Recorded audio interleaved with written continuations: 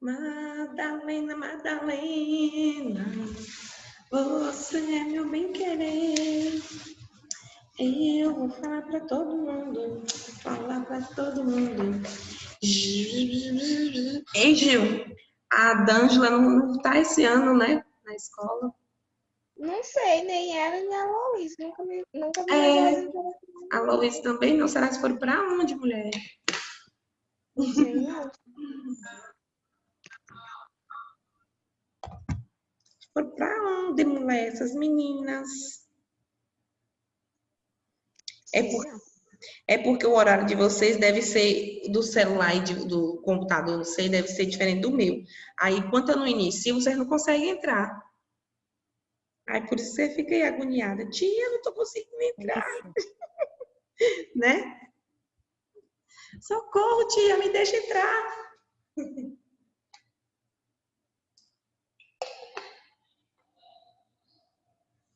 O famoso desespero constante.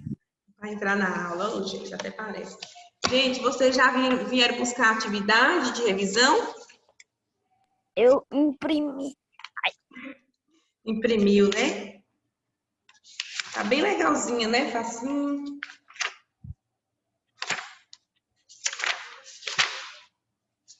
Maravilhosa. Você imprimiu ou vai pegar? Já peguei. Pois é. Gosto de gente assim. Igual a Gil, igual o Ari, o Felipe. É, tia, só que eu vou ter que pegar as do meu irmão, que eu peguei as minhas, mas não peguei as dele. Eita, cabecinha. Esqueceu ou não estava pronta? Esqueci. Esqueceu, né?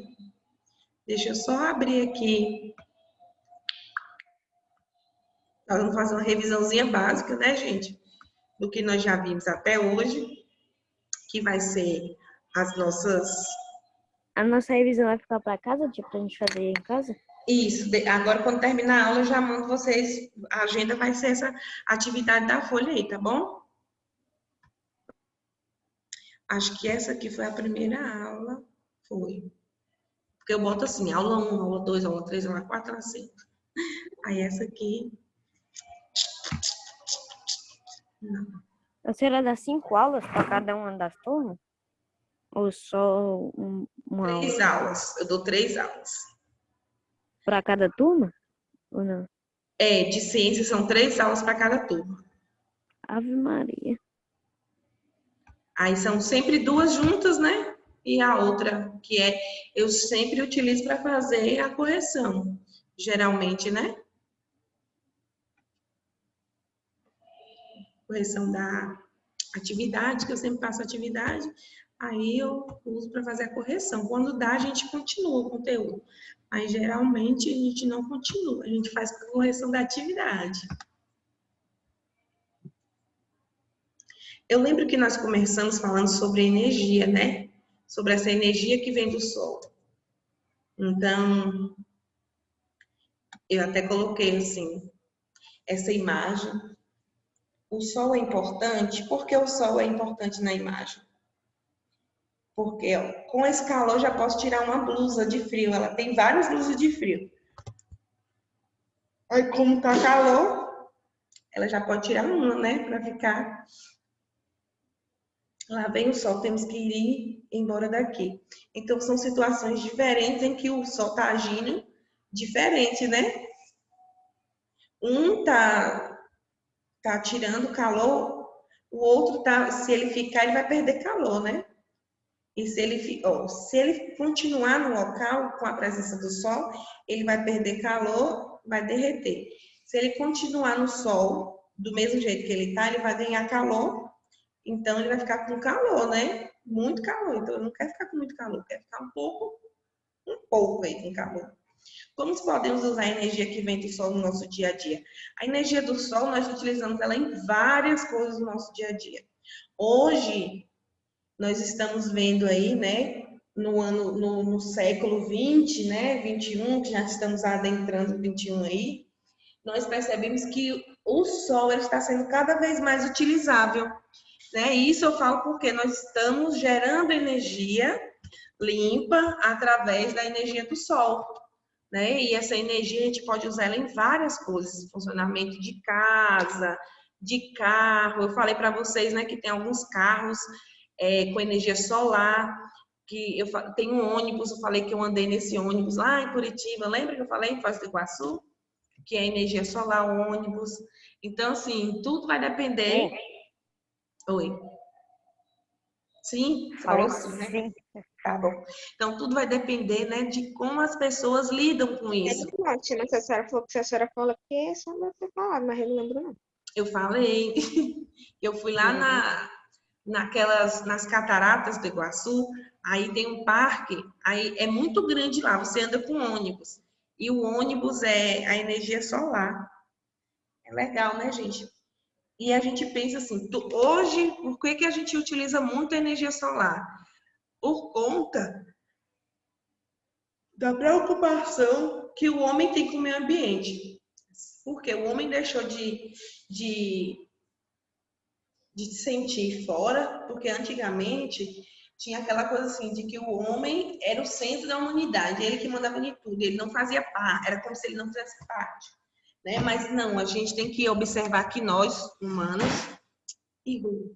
somos parte do meio, nós estamos ali no meio, então nós temos que pensar em coisas que faz com que esse ambiente ele seja guardado por mais tempo, que a gente possa utilizar as energias aí com mais tempo, né? E a forma mais limpa também de se fazer as coisas. Então, hoje, nós estamos caminhando aí para um passo bem mais sustentável por conta desses pensamentos que nós estamos desenvolvendo, né? Que nós podemos usar sim, mas não acabar com aquilo. Que antigamente, e muitas pessoas ainda têm, né? Essa função de que, vou destruir isso para poder construir aquilo. Então, pensa muito de acabar com a natureza para construir outra coisa e não ver o que ao longo do tempo essa destruição vai acontecer com a humanidade.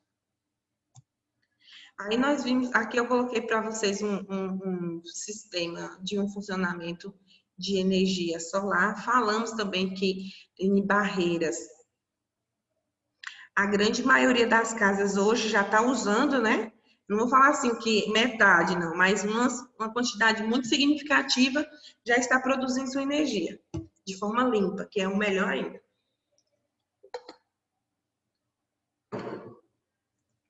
E aí nós temos algumas fontes de energias que são renováveis. O que são essas energias renováveis, né?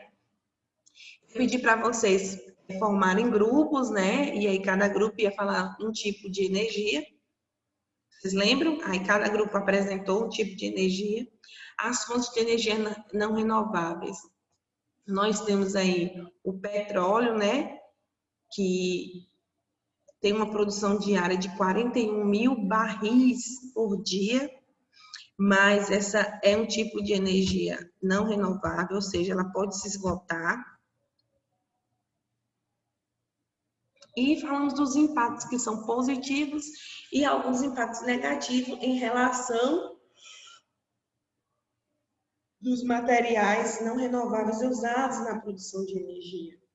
Então, hoje, as pessoas que estão saindo das universidades formadas, né, engenheiros mecânicos, engenheiros elétricos, cientistas, né, as pessoas que estão aí procurando, pesquisando, fazendo pesquisa de coisas que possam ser mais sustentáveis para a natureza.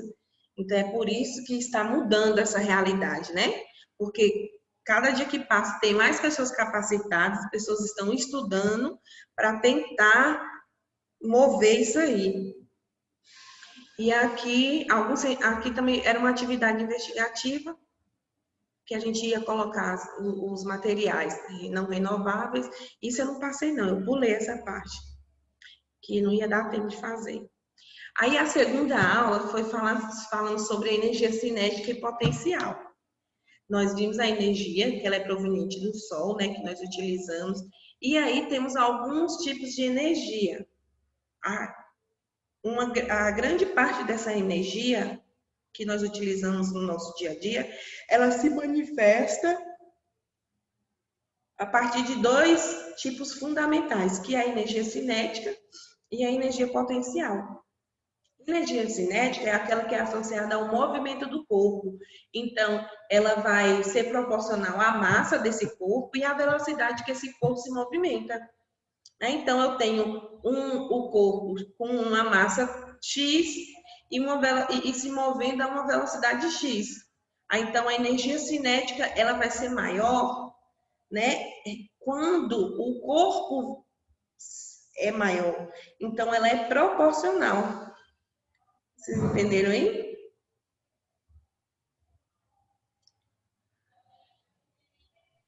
Entendemos sim. Ó, aqui eu tenho uma massa de 50 vezes a velocidade, né?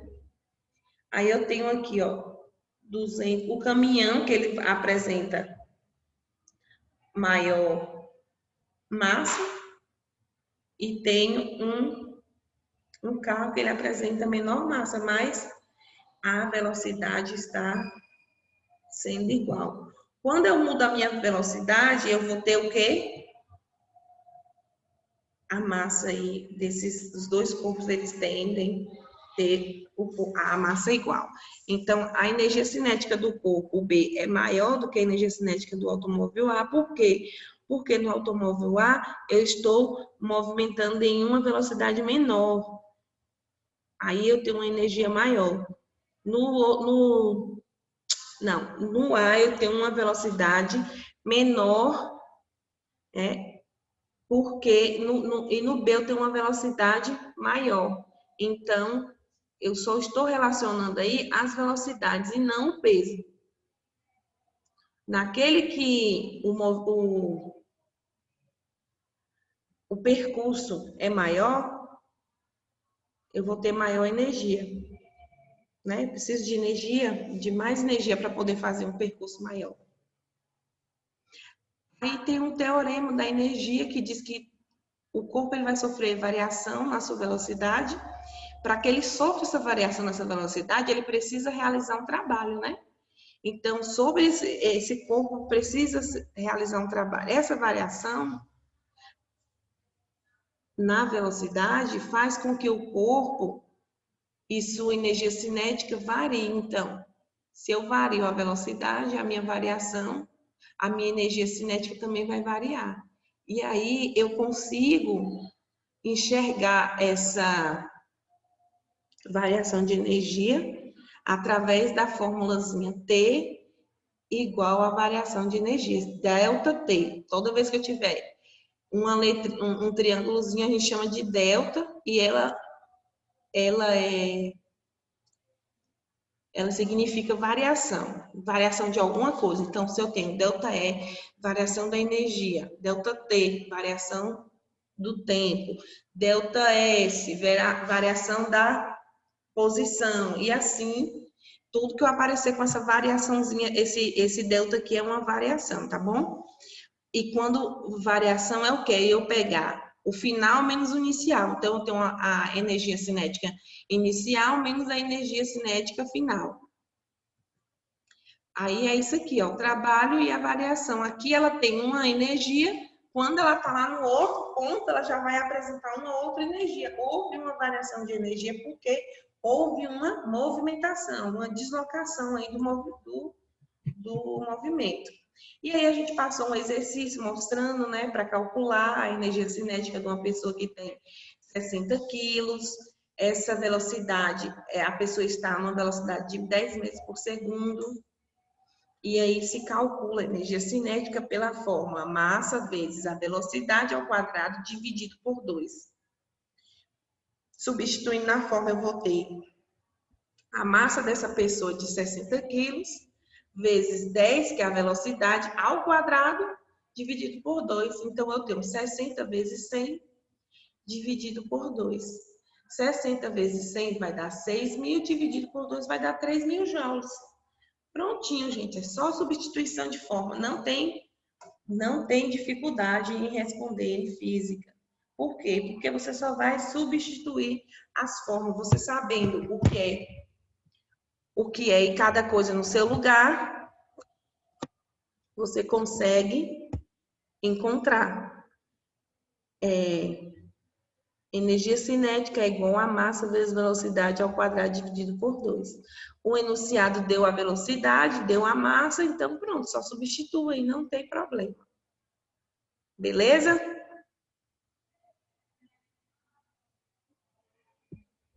Tá, alguma dúvida? É agora a hora de perguntar.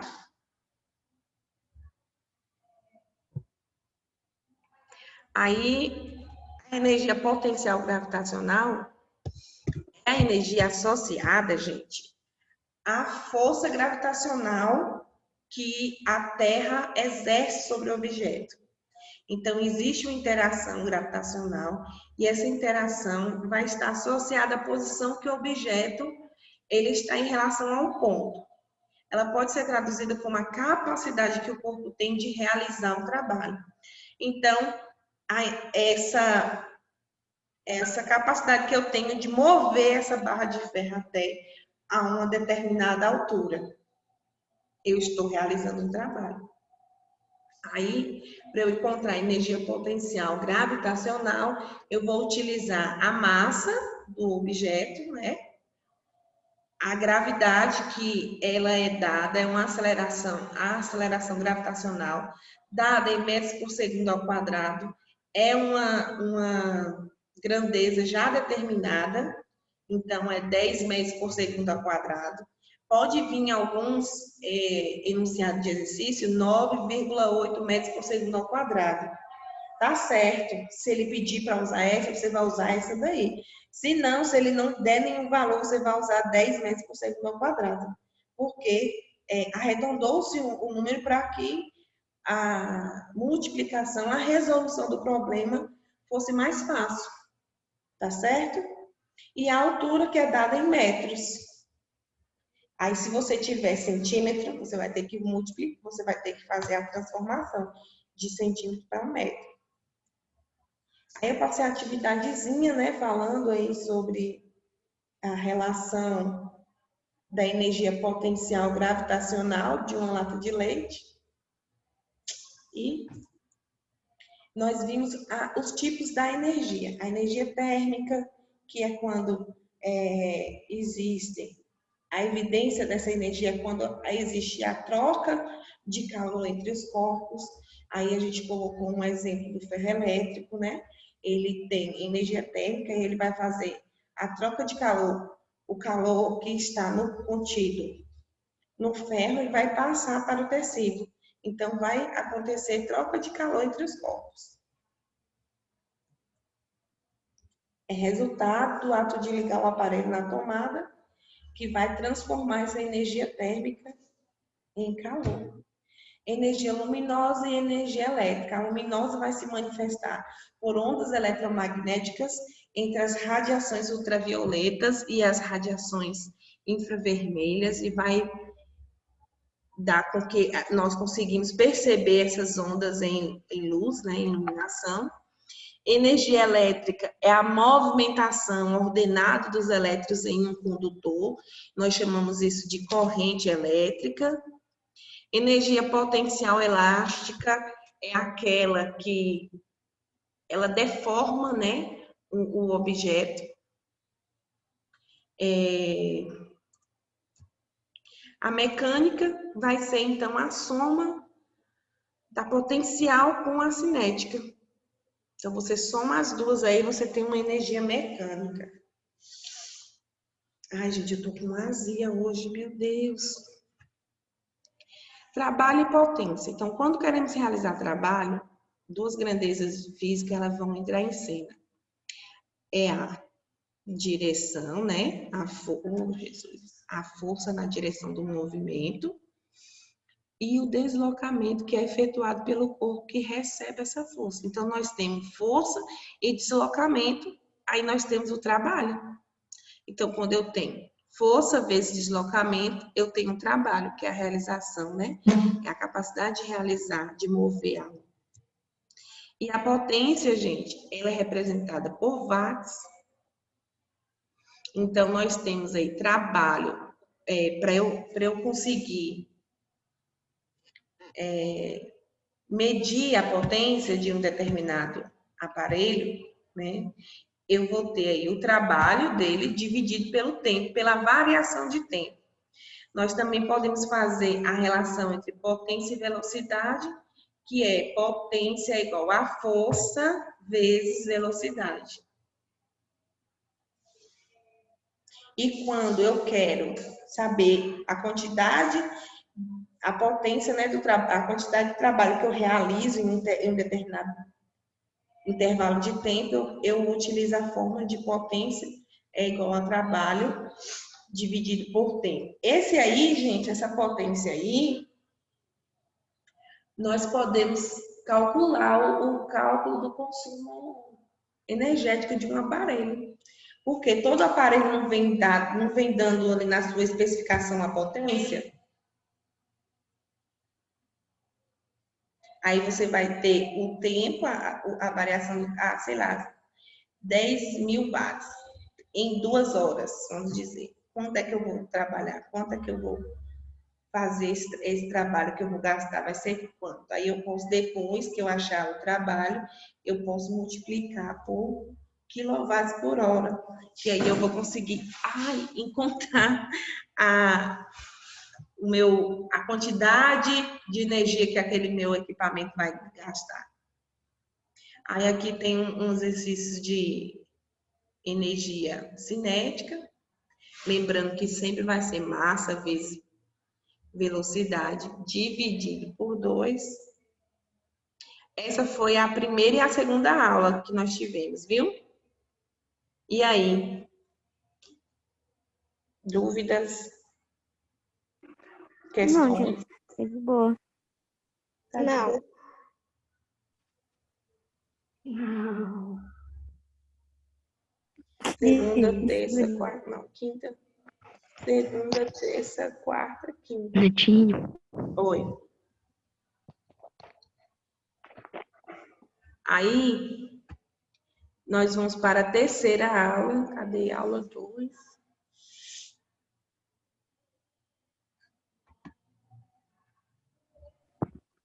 Aula 2 que virou aula 2, que na verdade é 3 e 4. Eu já passei esse PDF para vocês, né? Já. Já. Que é falando sobre eletricidade, que existe 3 classes aí, a eletrostática. Ainda mandou atividade na folha sobre isso aí. Exatamente, também mandei atividade na folha. E aí, dentro dessa parte de eletricidade, nós vamos ver o quê? Eletrostática, que vai estudar as cargas em repouso, né? O processo de eletrização. E aí nós vamos conhecer as cargas elétricas, que estão aonde essas cargas elétricas? Em um átomo. Então, a partir daí nós vamos introduzir, né, o nosso conhecimento do átomo, que toda matéria ela é formada pelos átomos, e esses átomos eles são formados por prótons, elétrons e nêutrons, sendo que as cargas elétricas são as cargas positivas, que são os prótons, e as cargas negativas, que são os elétrons. E aí, o nêutron, ela não tem carga, ela é eletricamente neutra.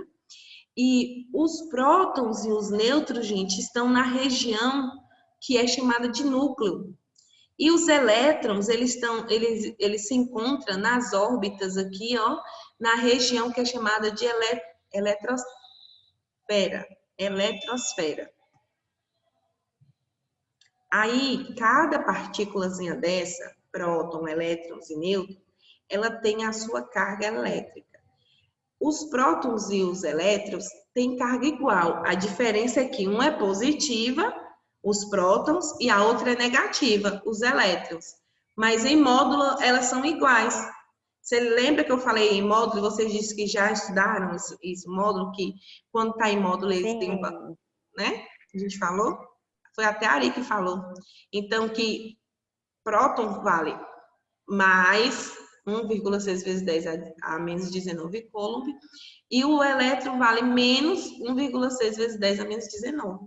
Então, em módulo, eles são iguais, né? A diferença aí é só o sinal. O próton, como é uma partícula positiva, ela vai ter o sinal de mais. E o elétron, como é uma partícula negativa, ela vai ter um valor de menos.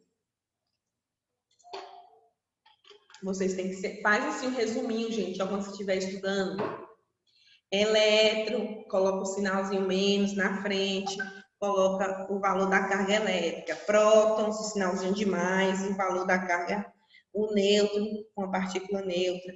Coloca as regiões de um átomo, núcleo, eletrosfera, né? Que é para vocês colocarem onde cada partículazinha se encontra, para vocês saberem. Então, nós temos aqui, ó, as regiões, são duas partes, né? O núcleo, onde vai ficar os prótons e os nêutrons, e na eletrosfera vai ficar quem? Os elétrons. Pronto, só isso, coisa mais fácil. Então, um átomo, ele é considerado neutro quando ele tem a quantidade de prótons igual à quantidade de elétrons. Por quê, gente? Porque o nêutron não tem carga. Então, para um átomo ele ser neutro, ou seja, estável, ou seja, né, ele vai ter a mesma quantidade de prótons, a mesma quantidade de elétrons. Ele é neutro por quê, gente? Quando eu tenho mais, menos, se eu tenho mais 3 menos 3, eu vou ter quanto? Nada, né? Vou estar neutra, eu não vou ter nada. Então, por isso que a gente fala que um átomo ele é considerado neutro quando ele tem a mesma quantidade de prótons e elétrons. Aí, de novo, lembrando da carga elementar, né? Que ela é medida em Coulomb, que é a unidade de carga elétrica no Sistema Internacional de Medida. A lei de Coulomb fala que a quantidade de carga vezes a constante de Coulomb vezes a carga 1 vezes a carga 2 dividido pela distância em metro. Então, eu vou ter aí a quantidade de carga, que é a minha primeira lei de Coulomb. Então, a força de atração ou repulsão entre duas cargas elétricas, ela é diretamente proporcional ao produto dos valores, que é Q1 vezes Q2, dividido aí, que é inversamente, quando eu falo diretamente proporcional, eu quero dizer que é vezes alguma coisa, quando eu falo inversamente, eu divido a distância. Então, ela é diretamente proporcional às cargas e inversamente proporcional à distância que essas cargas se encontram. Falamos também do princípio de atração, né? Que as cargas de sinais opostos, elas vão se atrair e as cargas de sinais iguais, elas vão repelir. Então, vão juntar aquelas cargas que são positivas e negativas e vão se afastar aquelas cargas que são positivas, positivas ou negativas, negativas. E também falamos do processo de eletrização. Nós vimos que as cargas, elas podem se eletrizar por três maneiras. A primeira maneira é o atrito, quando eu atrito um corpo no outro, o excesso, o vidro vai ceder elétrons para a lã, o vidro fica com excesso de prótons, ou seja, ele fica carregado positivamente, e a lã ela vai ficar com excesso de elétrons, vai ficar carregada negativamente. Como é que eu sei que o material que eu estou utilizando ali, qual que vai ficar positivo, qual que vai ficar negativo? Então, aqui nós temos a lista de alguns materiais que têm tendência a ficar positivamente carregado e negativamente carregado.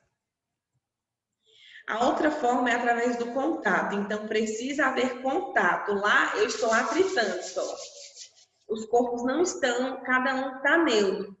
Nesse aqui, eu vou ter que ter contato, cheio de muriçoca aqui, né? E o corpo eletrizado, ele vai possuir carga negativa, ele passa os elétrons para o corpo que está neutro. Então, no contato, eu tenho um corpo que já está eletrizado, diferente lá do atrito, que eles não estão eletrizados os dois. Né? Ele vai atingir a capacidade de eletrização a partir do momento que a gente faz esse esfregar, vamos dizer, né? Emprega uma espécie na outra.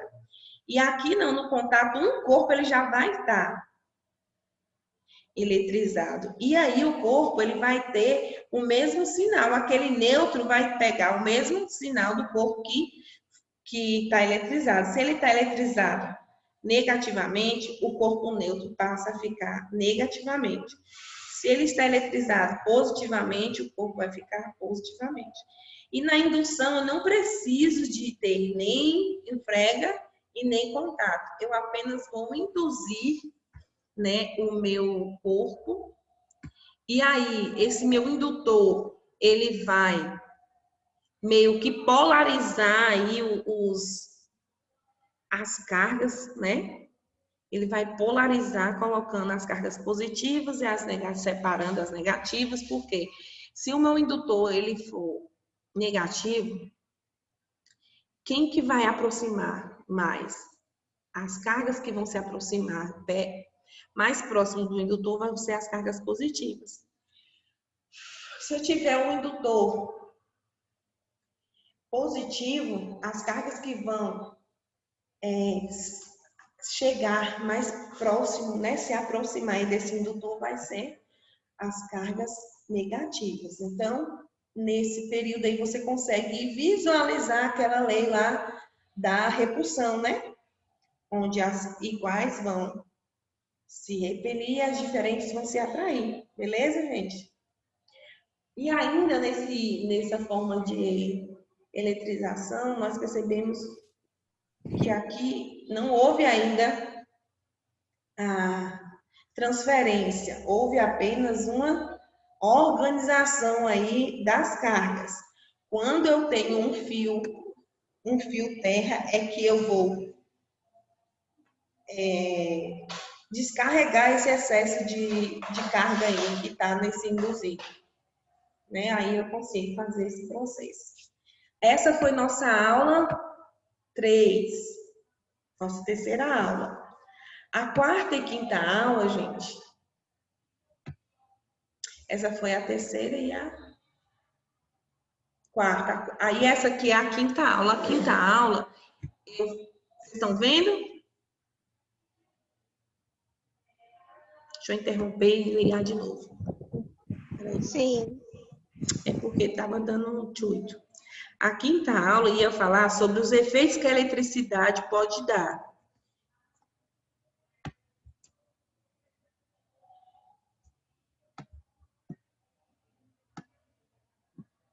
Então, foi os efeitos da corrente elétrica. Então, nós trabalhamos nessa quinta aula a intensidade da corrente elétrica, onde eu encontro essa intensidade, né? Eu faço um cálculo para encontrar ela. A carga dividida pela variação do tempo. Aí eu passei alguns exercícios, porque nós vimos como encontrar a quantidade de carga total, que é através do número de elétrons, vezes a constante, né, a carga elementar. Aí vimos os efeitos que essa corrente elétrica ela pode dar, pode acontecer o efeito do choque, né, que é o fisiológico, o térmico, que é a produção de calor, o químico, o luminoso, o magnético. Aí nós falamos também de alguns equipamentos que são classificados como condutores, outros como isolantes.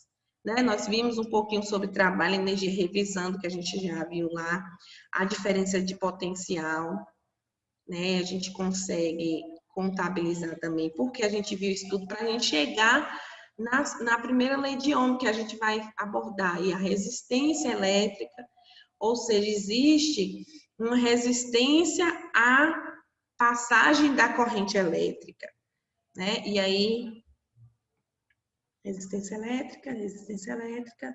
Aqui nós temos a formulazinha para encontrar essa resistência, que é tensão dividido pela corrente, pela intensidade da corrente.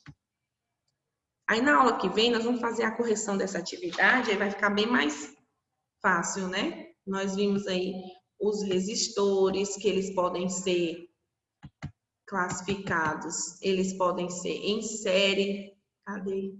Ou em paralelo aqui, ó. né? Então, eu tenho uma resistência igual, a tensão é igual a resistência vezes a corrente. Então, uma associação em série, o que é que nós temos aqui? Um único trajeto. Ou seja, a corrente elétrica ela vai passar da mesma forma no R1, no R2, ela é a mesma. O que vai mudar aí é a nossa tensão. Já no paralelo, no paralelo, nós temos. Aqui é o que? Ainda é o mesmo. Parei, viu, gente? A resistência total, que é a soma das resistências. Já na associação paralela, nós temos caminhos diferentes para seguir. Então, quer dizer que a minha corrente vem aqui, ela desce para cá. A parte que ela chega aqui e desce, não é igual a que ela está aqui. Então, existe uma divisão da corrente. Tá? Então, a intensidade da corrente elétrica ela é dividida pela quantidade de resistores que existe no circuito. E a tensão aqui é um único percurso. Então, a diferença da resistente, da associação em série para paralelo é que, na em série, a intensidade da corrente elétrica ela é igual, a tensão é que vai dividir. E no paralelo, a intensidade da corrente ela é dividida para a quantidade de resistores que existe ali na associação e a tensão que é igual. Então, um é diferente do outro. Essa foi a nossa quinta e última aula. E aí nós vamos ver tudo isso na avaliação. Beleza? Beleza. E vamos fazer o registro da aula aqui de novo. Quem vai querer tirar foto, quem não vai querer? Tô fazendo assim agora. Oi, Jefferson. Você está calado hoje? Que foi? Nicolau Antônio. Que foi que você está calado hoje, filho? Vou tirar a foto, viu, gente? Pra gente fazer o registro. 1, 2, 3, já! Aí, a agenda vai ser isso aí, tá? Essa atividade em folha. Beleza? Uhum. Vou finalizar aqui nossa aula. Qualquer dúvida, estou à disposição de vocês. Tchau. Tchau.